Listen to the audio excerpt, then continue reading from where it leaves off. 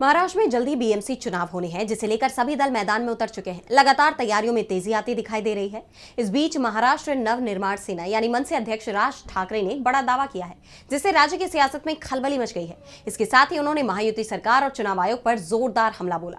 तो क्या कुछ कहा राज ठाकरे ने, जानेंगे इस रिपोर्ट में। महाराष्ट्र में नगर निकाय चुनाव को लेकर तो सियासत पहले से ही गरमाई हुई है और अब जिस तरह से विपक्ष चुनाव आयोग और सरकार पर हमलावर है, उससे राज्य का पारा चढ़ता जा रहा है। राजनीतिक दल एक दूसरे पर हमलावर दिखाई दे रहे हैं। इस बीच महाराष्ट्र नवनिर्माण सेना यानी एमएनएस प्रमुख राज ठाकरे ने कहा कि मराठी लोगों के लिए ये आखिरी चुनाव होगा। इसके साथ ही राज ठाकरे ने चुनाव आयोग और फडणवीस सरकार पर निशाना साधा। उन्होंने कहा कि राज दुश्मनों की है, बेपरवाह मत होइए, अपने आसपास नजर रखिए। जिस तरह से राजनीति चल रही है, मतदाता सूची में क्या चल रहा है, इस पर नजर रखिए। मतदाता असली है या नकली, आपको इस पर भी ध्यान देने की जरूरत है। मराठी लोगों के लिए ये आगामी मुंबई महानगर पालिका चुनाव आखिरी चुनाव होगा। अगर हम बेपरवाह रहे तो महानगर पालिका हमारे हाथ से निकल जाएगी, इसलिए बेपरवाह मत होइए। मुझे बस इतना कहना है कि अगर मुंबई हमारे हाथ से निकल गई तो ये लोग हंगामा मचा देंगे।